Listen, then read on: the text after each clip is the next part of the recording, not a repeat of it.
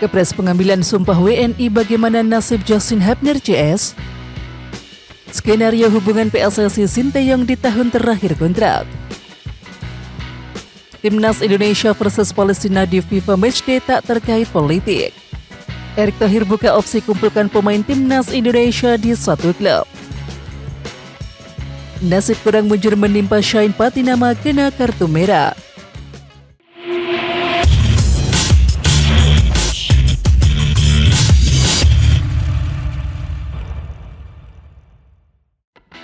Surat keputusan Presiden terkait pemberian kewarganegaraan atas nama Jerome Anthony Bin pemain Timnas Basket Indonesia telah keluar.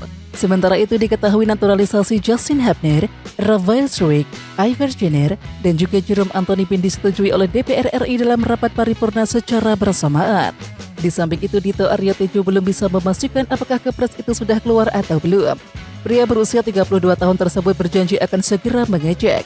Nanti saya cek lagi, tutur Dito Aryo Tejo saat ditemui di Auditorium Kemenpora Senayan, Jakarta Pusat. Shane Patinama mengalami nasib kurang mujur. Ia diganjar kartu merah di saat timnya Viking FK kalah dari Rosenborg. Nama Shane Patinama masuk dalam starting 11.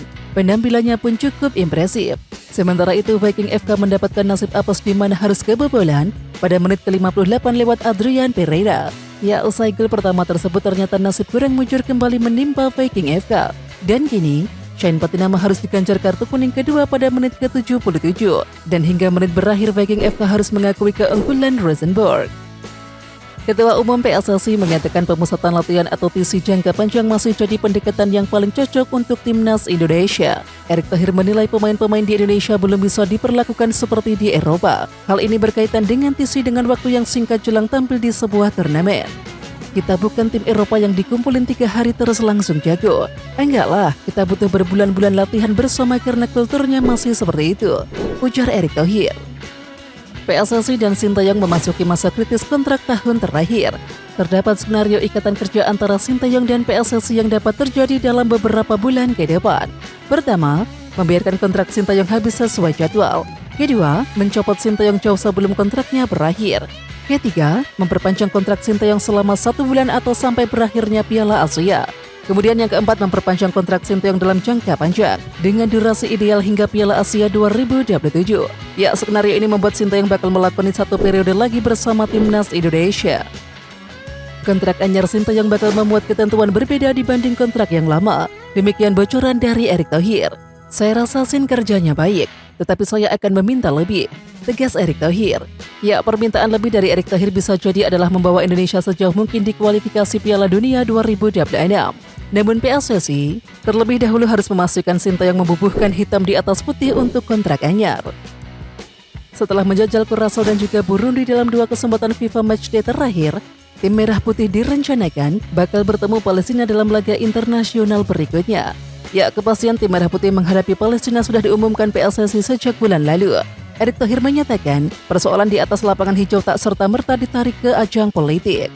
Kemarin kita juga lihat survei. Kemarin, 79% bahwa masyarakat menginginkan hal yang sama. Jangan juga kita dinilai berpolitik karena mengundang tim Palestina main tanggal 14 Juni, ucap Erick Thohir.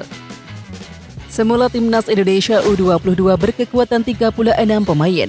Itu belum termasuk penambahan pemain dari Timnas Indonesia U20 yang gagal berlaga di Piala Dunia U20 2023. Kami baru saja memulangkan 11 pemain. Kami berencana menambah pemain untuk bergabung di pemusatan latihan ini, kata Indra Safri dalam keterangan resmi Senin 10 April 2023. Adapun nama-nama pemain yang dipulangkan cukup mengejutkan. Yang pertama, dua Dewa United, Ramai Rumakik dan Teofilo. Lalu Brave Fatari dari Persik Kediri dan saya Dako Saleh dari Arema FC menjadi korban. Berikut 11 nama pemain yang dipulangkan. Pencoretan pemain yang dilakukan oleh Indra Safri tak lepas dari kelanjutan tahapan pelatihan yang kian dekat dengan hari pertandingan SEA Games 2023 di Kamboja pada akhir April. Usai memulangkan pemain, Indra Safri menerangkan rencana lanjutan, yakni mendatangkan pemain-pemain baru dalam pemusatan latihan. Kemudian yang kedua adalah Indra Safri sudah berencana masuk ke fase membangun kerangka tim dan juga membangun game plan. Dalam kaitannya dengan hal tersebut, rencana ketiga adalah melakukan laga uji tanding. Timnas Indonesia U22 dijadwalkan bakal melakoni 4 pertandingan untuk mengukur kemampuan. Lawan pertama yang akan dihadapi adalah Bayangkara FC. Laga melawan Bayangkara akan berlangsung pada Selasa 11 April. Sementara uji tanding selanjutnya akan berlangsung pada Jumat 14 April dan Minggu 16 April melawan timnas Lebanon U22, di mana nanti kita akan coba semua pemain untuk bisa dapat jam bermain di uji coba pertama dan juga akan kita jadikan untuk persiapan uji coba kita melawan Lebanon, terang Indra Safri.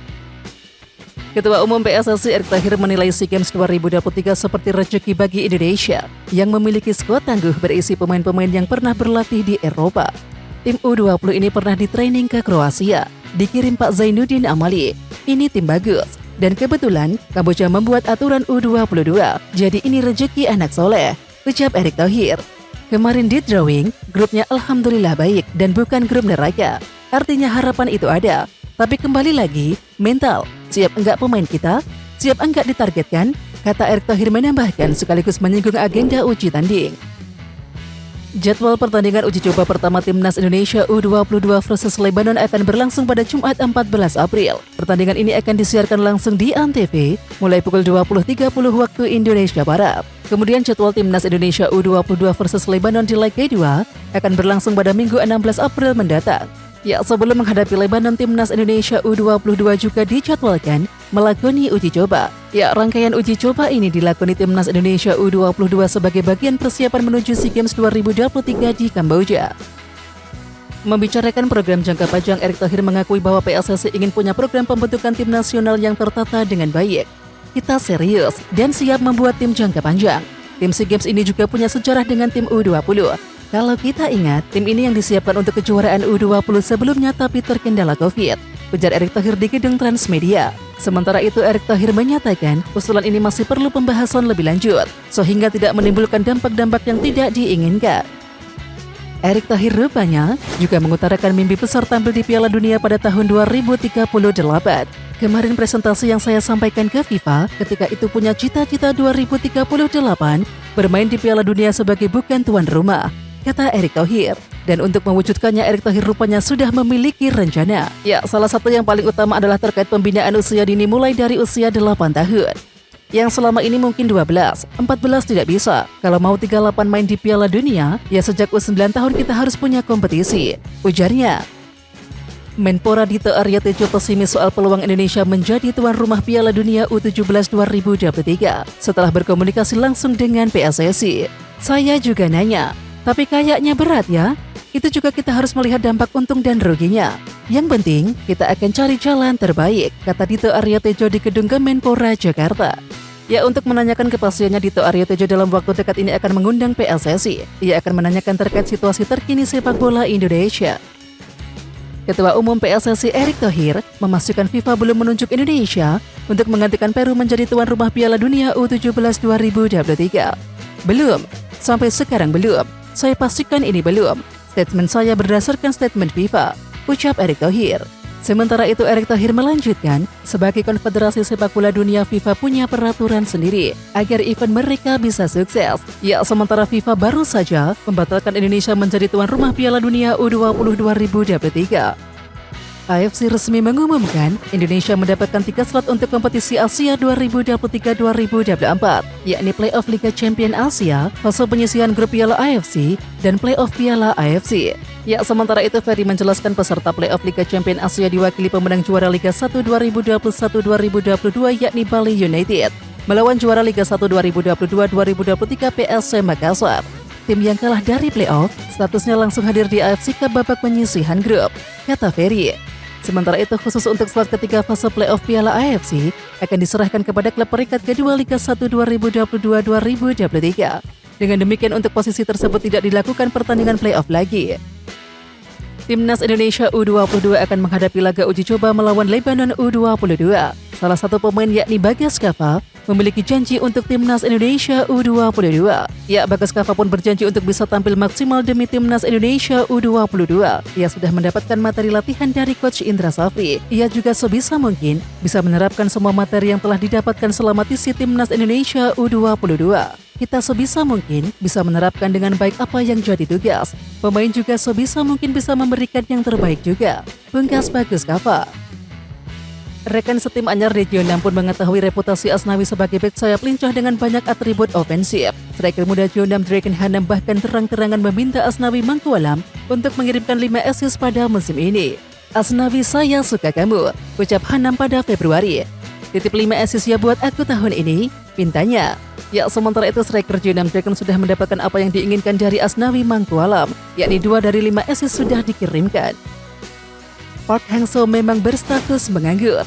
Hal ini membuat banyak rumor yang beredar di mana ia bakal balik lagi ke dunia sepak bola. Salah satunya muncul isu di mana ia bakal menjadi dirtek PSSI. Isu ini membuat media Malaysia semuanya bola shock. Mereka menyebut kalau Park Hang-seo sedang dalam proses negosiasi dengan PSSI. Ya, namun kabar tersebut hanya sebatas rumor saja. Hingga saat ini, belum ada pernyataan atau informasi yang jelas soal Park Hang-seo menjadi direktur teknik PSSI. Kabar ini tidaklah benar dan juga disinformasi. Oke Timnas Lovers, siapa kita? Kita Indonesia. Ayo kita dukung terus sepak bola tanah air Indonesia. Jangan lupa dukung terus Garuda Raya Channel dengan subscribe, like, dan komen karena saran dan kritik kalian sangat bermanfaat untuk perkembangan channel ini. Tungguin video selanjutnya dari Garuda Raya Channel. Salam olahraga.